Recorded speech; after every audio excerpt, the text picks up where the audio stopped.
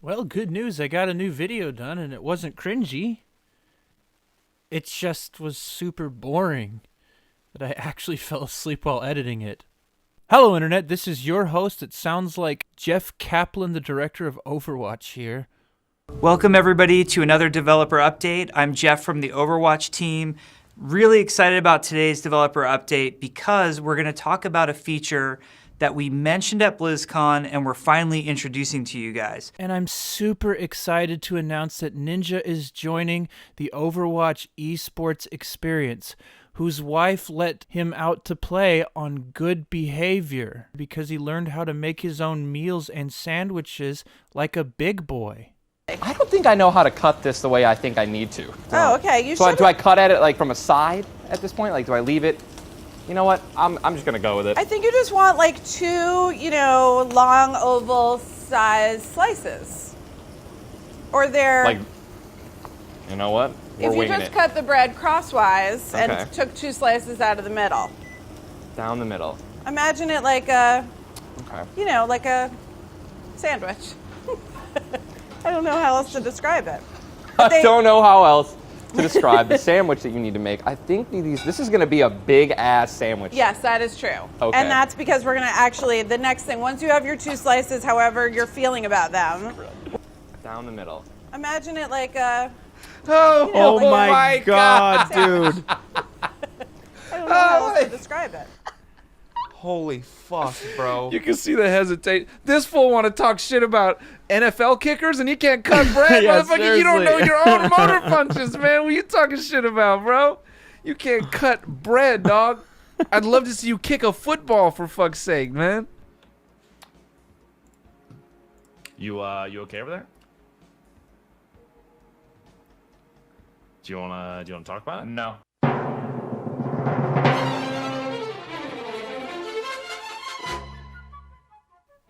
Hello again. Welcome to another exciting excursion into the social media landscape of today with your host, Ixie. And no, your eyes do not deceive you. We're doing a little bit more Minecraft today. I decided to show off a few things, make a little progress, as they say. It's not going to be permanent. I'm not going to be some sort of Minecraft YouTuber. I've just been getting into this game, and it's just a blast. I've played it before, but with all the new updates and coming back to it, it's just a completely different experience. Look at this iron farm, yes? Credit goes to Waddles for this one. But as he addressed before with making his iron farm, it always looks a little bit, And also, iron farms are kind of ugly, I'm not going to lie. Do I really want to look at that thing? Debatable. I mean, really debatable as in not even a chance. Like, not even close. I don't want to look at the iron farm. It's early game. So I took Waddle's practical use of an iron farm that originally looked like this and transformed it into this.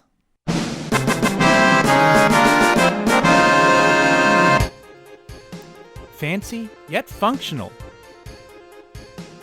We've got a bathroom, we've got a kitchen, we've got a bedroom. We could practically live here. We've got all the storage space possible for poppies and iron. Look, we've even got dogs and cats. The whole shebang. We've got a little moat for the little tropical fishies and everything. It actually looks like a functionable factory tower, where the villagers look like they work and live here instead of actually being enslaved here. So I decided to spruce it up a bit, make it an iron farm tower, added a little roof there because apparently lightning can turn the villagers into witches, which I had discovered and had a big irritation headache doing. Redoing a lot of that. And yeah, I made a little tower thing. Decided to make it a little bit fancy, kind of fit with an ensemble of sort of a little village here. I love this mushroom island base that I've got going on here. If anyone wants to look at this seed is just superb. Great vibes. Chef's kiss even. Really has all the biomes you could ever look for and ever want to in your Minecraft world, all centered around the Mushroom Island, which is pretty much start at world spawn at the center of this big, giant, massive ocean. Not only does the mushroom biome just close by, one of the rarest biomes out there, it has the lush caves right underneath it. Yes, sirree, Bob. We can't go wrong with that. And you've got mesas, you've got deserts, you've got Sahara, you got everything you need here. You do have to go a little bit further out to get to the snowy taigas, which I did to get all the fox variants that I could get. But other than that, man, can't go wrong. Can't go wrong. Definitely keeping this for 1.19 update. Most of the time when I see sort of a mushroom biome base, it's always kind of meh. Me, I kind of wanted to make it sort of this mystical, magical mushroom, which eventually we'll have to go into the nether and get all those types of loots and really kind of expand upon it to kind of make it look really kind of fancy. Just a little bit of a between stuff while I work on other projects and whatnot. While trying to remedy a few things that are going on in my life. We don't need to get into that territory. That's a little bit personal, yada, yada, yada. But yeah, that's what I got going. Got this nice little cave thing, little axolotl farm. May even bred some blue ones. Don't ask how I did that. I also realized you couldn't get zombie horses, tamed zombie horses, and apparently it's in the game, so I just typed the command, bam, got zombie horses. Can't go wrong, can't go wrong. Yeah, I got it. I've got practically everything I need. Got the little tree farm going on of all the variants of trees, and was able to breed some villagers for my little village over there so I can get everything I needed over there too. I mean, of course I'm going to use Minecraft footage of what I do. I mean, how can I not? It's one of the most highest games. It's the prestigious game, and how can you ignore something so prestigious? What do you take me as, a monster?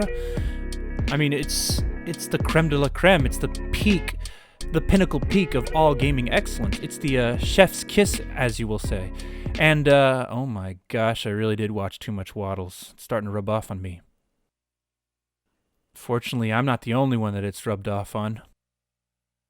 Deep Slate, it looks amazing. Highly recommend. Chef's kiss, even. So if you look underneath, there are villagers who are scared of the zombie, which spawns a golem, iron golem.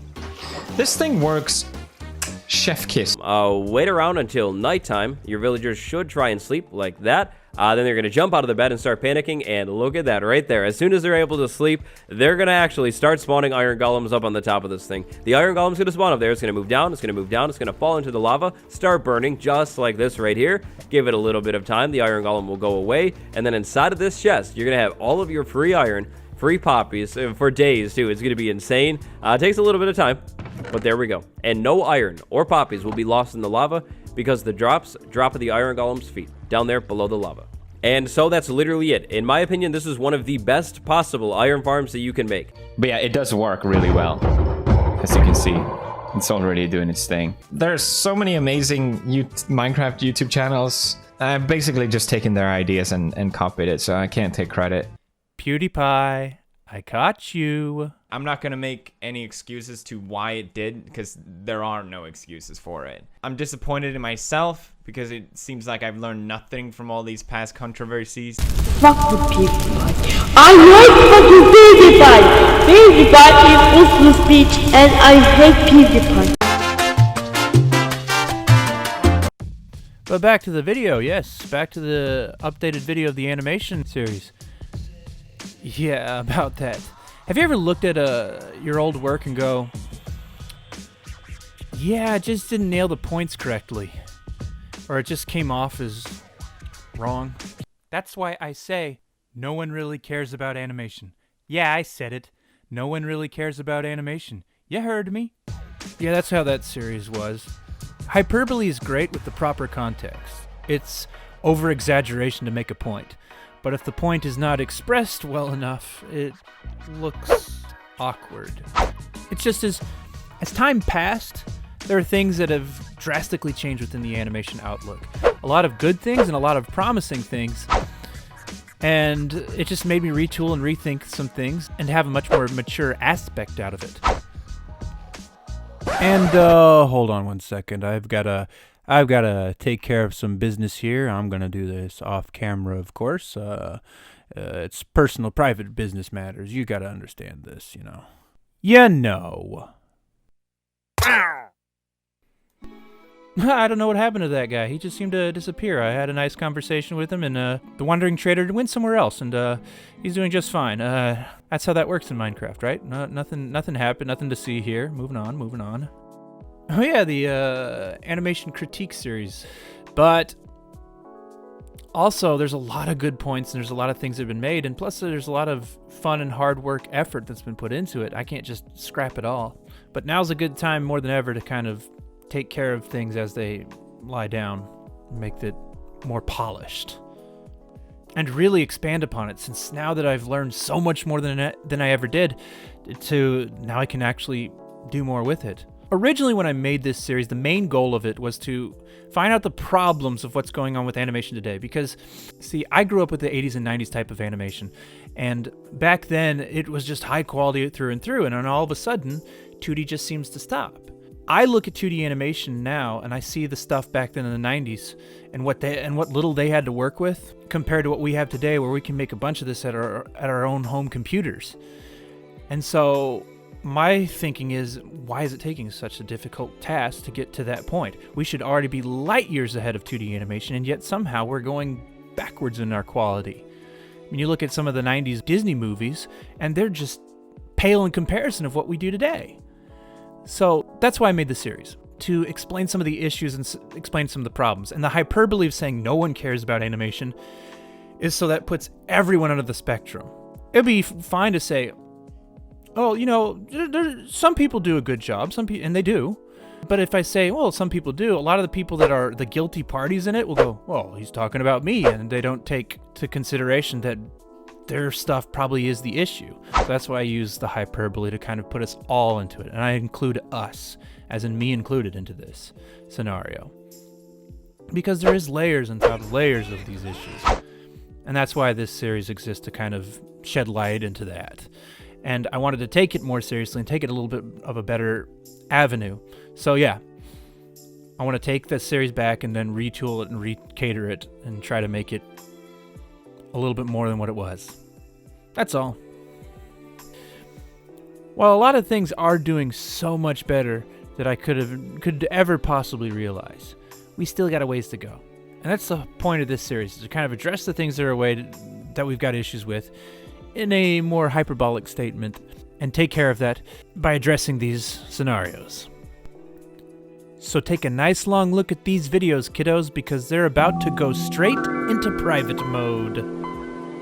I might bring them back further down the road as like a lost episodes thing or an archive thing, but that might be further down the future.